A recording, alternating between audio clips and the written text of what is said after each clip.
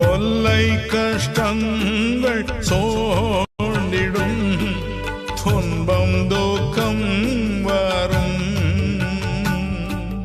இன்பத்தில் துன்பம் நேர்ந்திடும் இருளாய் தோன்றும் எங்கும் சோதனை வாரும் வேளையில் சோர் கேட்கும் செவியே